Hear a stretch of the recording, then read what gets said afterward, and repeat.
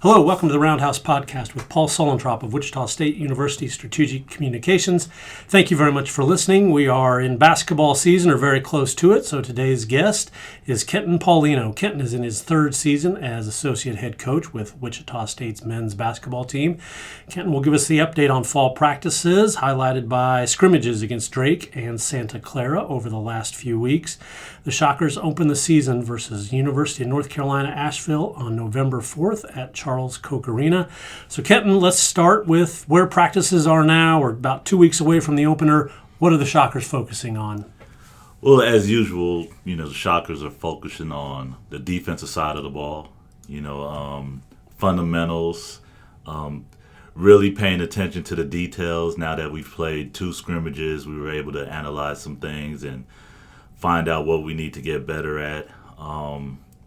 I would say that that's the main focus. The attention to details is probably something that's going to go on all year. But when you played against other teams and other opponents, you could kind of what you've been talking about or focusing on all this time in practice, we're able to pinpoint when we're playing against somebody else.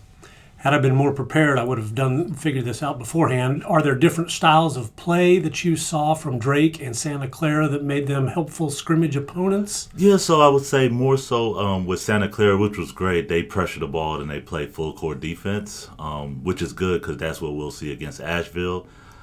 Drake was more so a half court game and more of a slower pace, so it was good to see both sides of the ball. But both teams could really, really shoot the ball.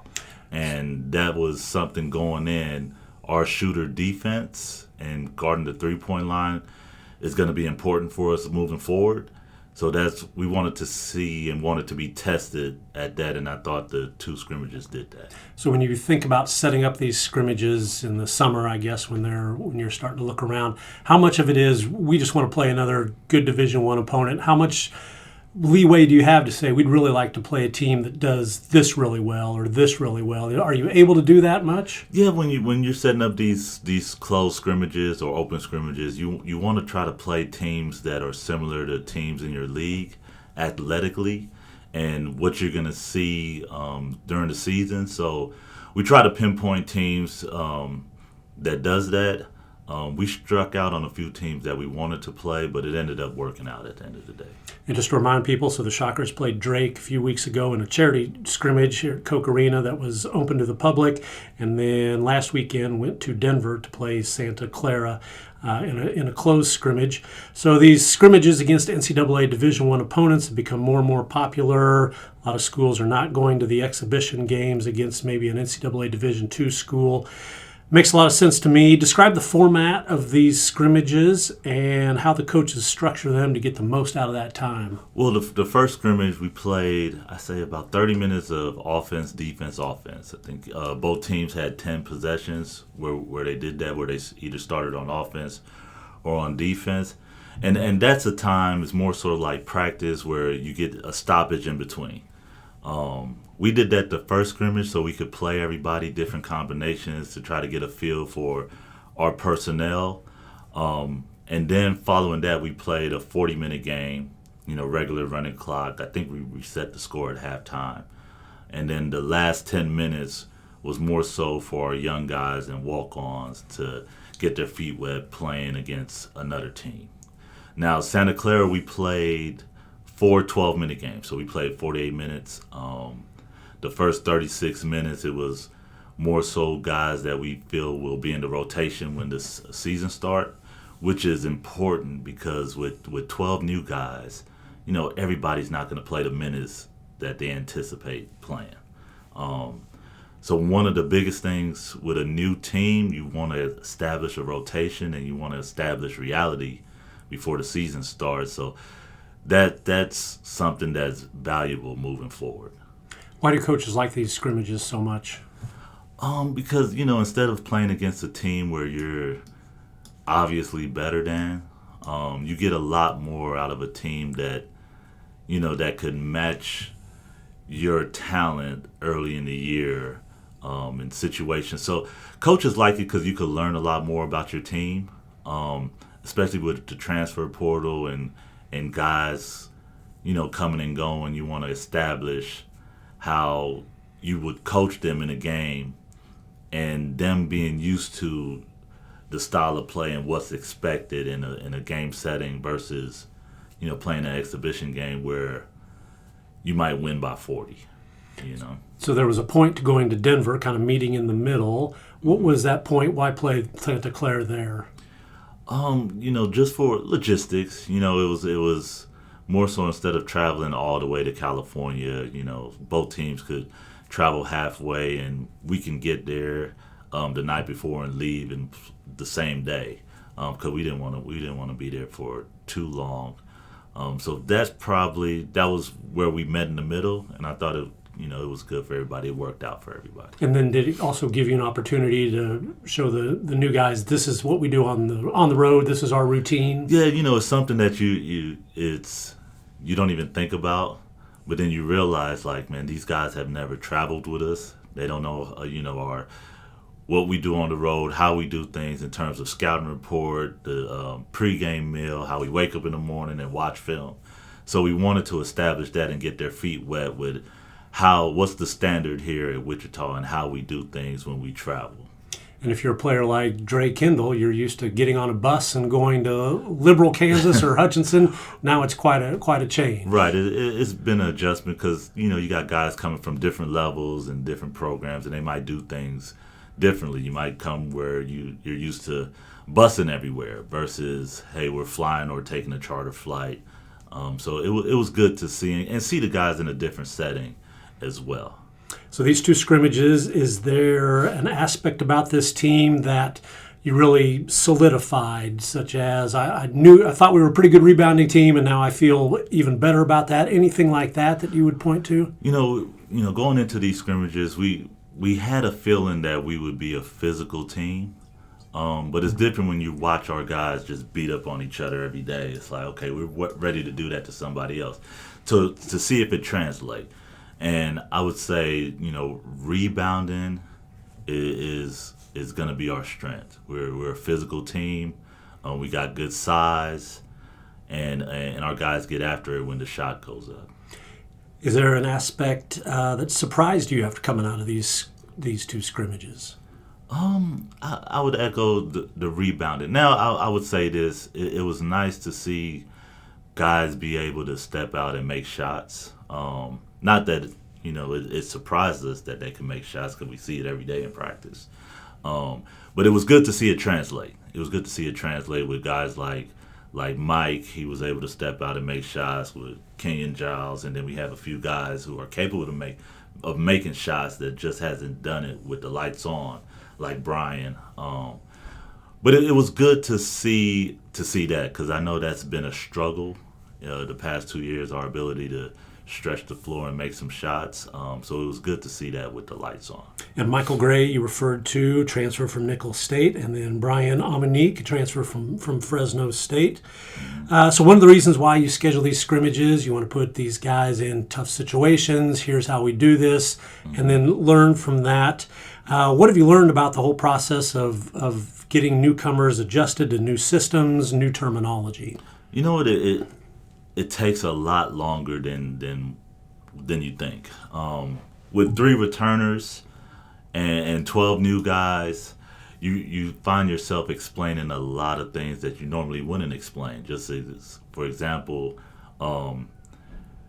when we say, you got to secure the rebound with 2 hands, you would think that's something that everybody does. That every program emphasizes, and you could come from some places where you just need to grab the rebound. So when guys like for instance, I'll use Will as an example. He's 7'2". Wilberg, transfer center from Purdue. Yeah, he's 7'2". If he grabs the ball with 1 hand and transfer it to 2, coach might blow the whistle and say, you need to grab the ball with 2 hands. And it's something like just as simple as that could just take so much time. We've been saying that from the summer. And it's still a work in progress. Not with him, but with everybody on our team. That's one of our staples. That's why we feel like we're a good rebounding team. It's something we harp on. But it's things like that, just simple terminology that you find yourself explaining a lot more than you normally would with a team that has a lot of returners. I think I asked Paul Mills this back in August when I had him on the podcast, but what's your perspective on how much of this terminology is consistent across a lot of college basketball teams, and how much variance, how much difference is there in how teams, their language, I guess? You know what, I would say it's about 75% different. You know, it depends what tree you come from. Like Coach Mill, he comes from the Baylor tree. I come from the Texas tree. Everything is different. You know, so when these guys are coming from 12 different programs and some things, some terminology translate, but others don't. You know, and so when you're explaining things and you're going through things, you know, you might have 2-3 guys that are familiar with what you're saying, and you might have the rest that don't know what you're talking about. And it could be as simple as, for example, we talked about ball screen coverage or how they're defending us. You know, most places they'll say, hey, they're forcing you to drive left. You know, what we say is they're weakening the ball screen. They're making you use your weak hand. So, for example, we were in the scrimmage, and you know we're yelling, they're weakening it, we're yelling to Dre, they're weakening it, and he kept trying to drive the ball with his right hand. Well, they're not letting you go right. They're weakening the ball screen. They're making you go left. So when he comes out, Coach Mills walks down and said, do you know what weak means? And he starts going on, well, it's when they come up, this, and Coach Mills said, okay, we'll explain it. They're forcing you to go left, and you can see the light go on like, okay, that's what it means. You know, that's just one example of you're in a scrimmage situation. It's a heated, he's getting pressured with the ball. It doesn't happen in practice because we don't force guys to their weak hand. And we're yelling at him that they're weakening it, so just go left. You know, so that signals the big, hey, set the screen to make the guard go left. Like, it's okay. But that's an example of where it could get lost in, man, you know what? These guys never heard us in this type of setting when we're playing a different team, explaining what they're doing. And that would be the value of a scrimmage is everything is amplified. It's a real competition. There's noise, all of that going on. Mm-hmm. And then it's the first time, you know, for these guys. So our first scrimmage where 5 guys are on the floor and 10 guys are on the bench. That's also different. Where in practice, everybody's up, everybody has a role. You might have 2 or 3 guys on the side. So the magnifying glass is on you. So when you make a mistake, everybody sees it versus, hey, because in practice, there's always a right and there's a right. If you get scored on, that's good by the offense. If you give up a bucket, that's bad for the defense. So it's always learning. But now when you're in a scrimmage situation, you know, usually mistakes on just one side, and that's us. So that's another good thing about these scrimmages, and especially to do it as early as we've done it and what's going on in college basketball, that helps. Magnifying glass, that's a good way to think about it. Paul Mills, he talked to Taylor Eldridge of the Wichita Eagle after the scrimmage against Santa Clara. He mentioned Drake Kendall had really improved from the Drake scrimmage to Santa Clara. Tell us about that. What's your perspective on Dre and his progress? Yeah, you know, Dre is so fast, and he has, you know, great energy, and, you know, he plays 100 miles per hour. So we thought the biggest difference between the first scrimmage and the second scrimmage is the game slowed down for him. You know, he's making better decisions. He was understanding when to use his speed or when to get rid of the ball. He was delivering the ball on target and on time, which is a huge step for him, you know, because he's a guy who can score, and he's always been the guy who's been a spark plug. So now he's learning how to manage the game, and you're playing with other really good players, and if they're open, you know, at this level, if you take one more extra dribble than you need to, you know, that guy that was open is no longer open. So it's one of those things. He's been in the film room, and even now he's still bottled up. He's trying to learn, and it's going to take some time, especially at the point guard spot. It's just, I played that position, and I know it took me years to understand how to play for Rick Barnes at Texas. You know, he's trying to do it, you know, fast forward. But good thing we have the summer and, you know, the first scrimmage, second scrimmage. And what you want to see is improvement. And I think with him, we've seen the biggest improvement from the first and second scrimmage. And Dre played at Barton County Community College, won a national JUCO title 2 seasons ago, and then was there last year as a sophomore before coming to Wichita State. Okay, let's get into some more of the personnel. Backcourt, we talked about Dre Kendall. What else might fans see on opening night from the guards? I would say Kenton Giles, he can really score the ball in a lot of ways.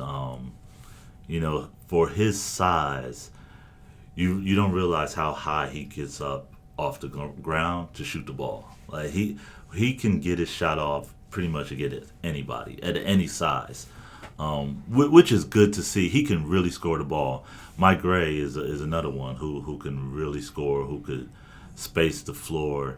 And then we have good balance with a guard like Karan Boyd, who's a defender and a dirty work guy. So I would say, we have good combinations out there that make sense from the guard position with defenders and scorers and guys with size, being able to play with the smaller guards. I'd say that's something that we'll be able to see that's evident. Kenton Giles was on the preseason All-American Conference team. He's a transfer from UNC Greensboro. And then you also mentioned Karan Boyd, who is a transfer from East Tennessee State. He was Southern Conference Defensive Player of the Year. Let's go to the wings. Mm-hmm. So we have Brian, who played at Fresno State as a freshman, who shot 41% from the three-point line. It really came on late. He's been shooting the ball really, really well in practice. Actually, in practice, he's been our leading scorer, and in terms of percentages, he's been shooting it the best. But the first 2 scrimmages, he's figuring out how hard you have to play defensively.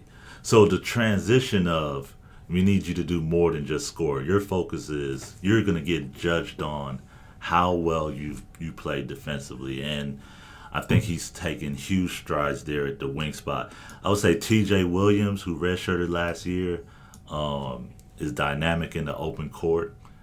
You realize, and I think we even realized it after the first scrimmage that, man, he played his first Division I game, so to speak. And there was a little nerves there. He's been in the program, so we look at him as a vet, but he's a redshirt freshman. It's crazy how time has changed. A redshirt freshman is your most experienced guy. He took a huge jump the second scrimmage, just with his defensive ability, his athleticism, and how hard he plays. He can make a huge difference. Ty, who's a freshman, he's still trying to figure it out. He's very talented. He's one of those guys that's just trying to figure out how to play at this speed.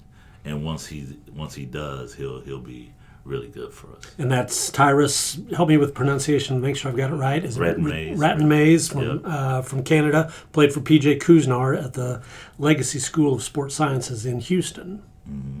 And Joy, he's another one at the wing spot.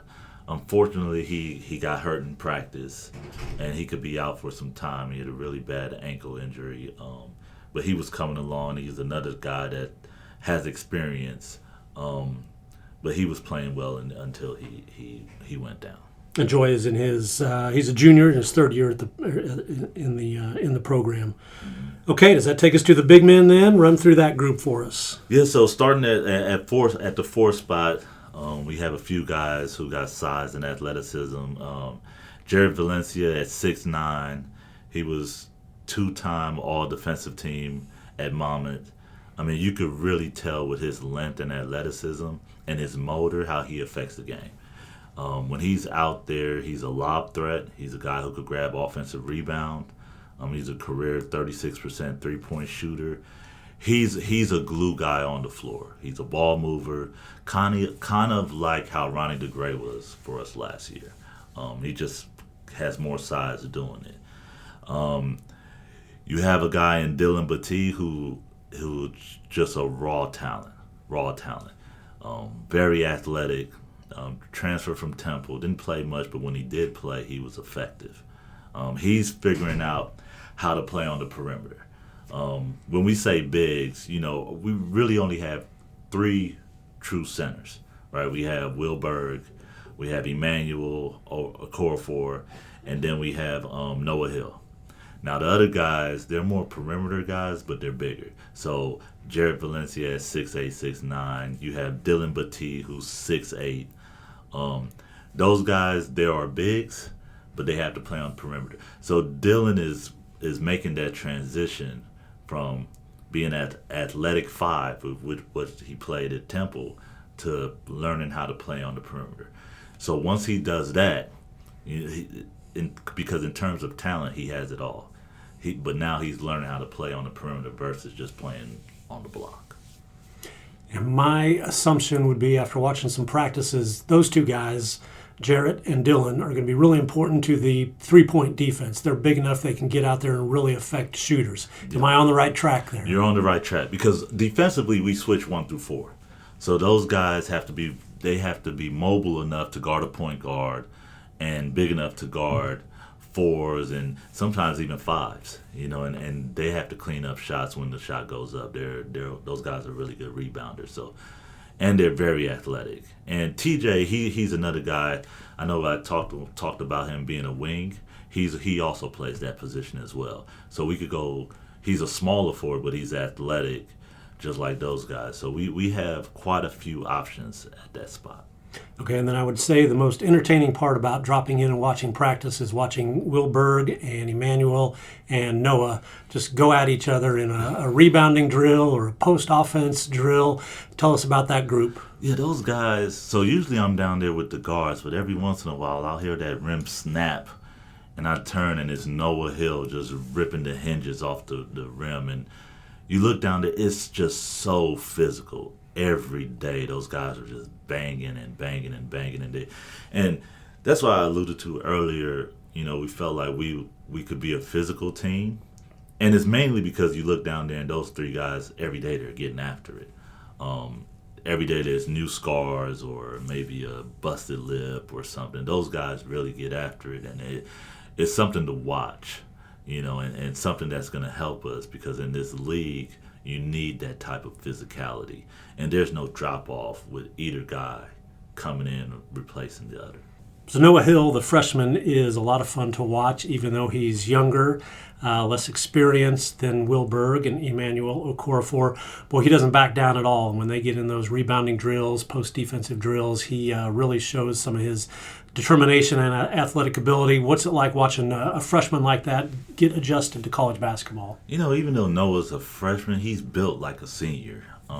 He's super physical. He's ultra athletic, and he plays so hard. Now, once he figure out how we play offensively, defensively, which takes, freshmen a while to do, he'll be able to help us. Like I said, there's no drop off from those 3 bigs, and it's refreshing. Sometimes you have to get a freshman used to the physicality of the game. That's not an issue for Noah Hill. He comes in physical, and even if he makes mistakes, he does it going hard. And that's all you can ask at this point, especially at this time of the year. Noah is from Frisco, Texas, played at Sunrise Christian Academy, and I think he's an athlete people are going to enjoy watching throughout the entirety of his Shocker career.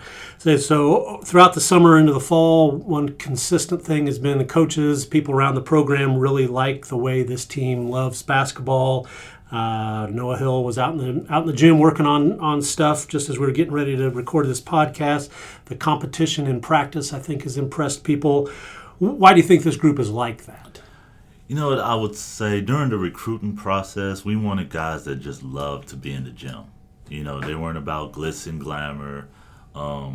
Their main focus wasn't NIL. They wanted to be good basketball players.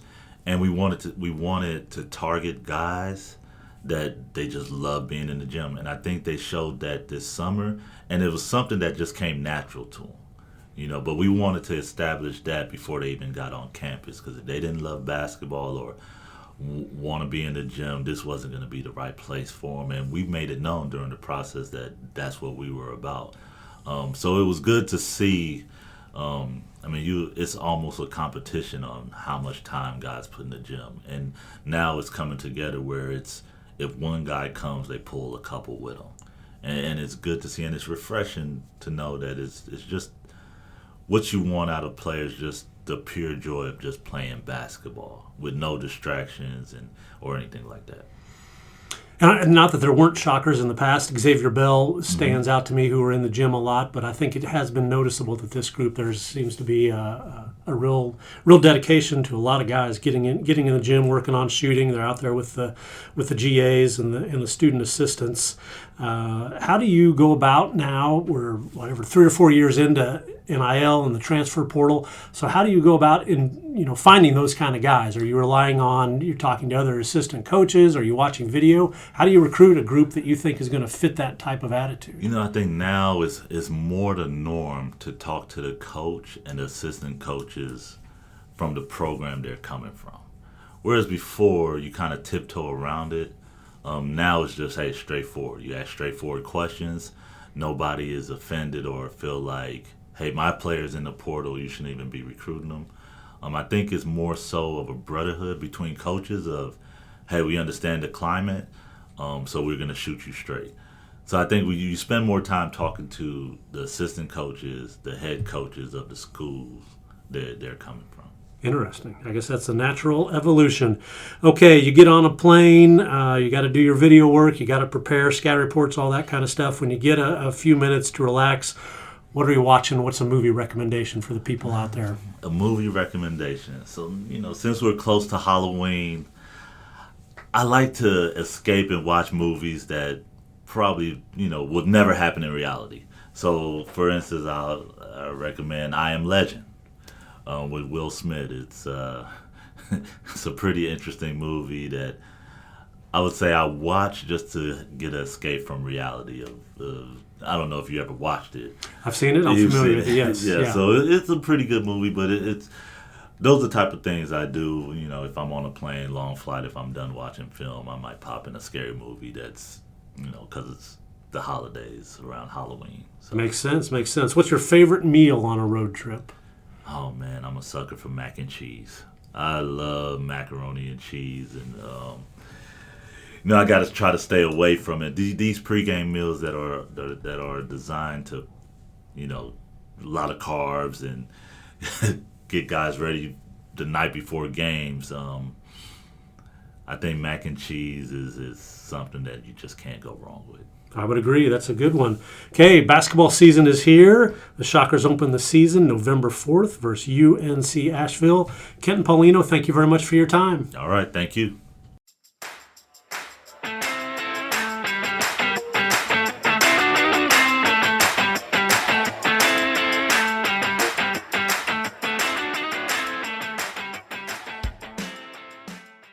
Thank you for listening to the Roundhouse podcast, courtesy of Wichita State University Strategic Communications. We encourage you to rate, review, and subscribe wherever you get your podcasts. You can find more Roundhouse content at GoShockers.com. Hawkins going to go to work on Washington, and it was dug out of there by Bijan Cortez. Lob to Beverly. 7-point lead at the under 8 timeout here at Charles Koch Arena.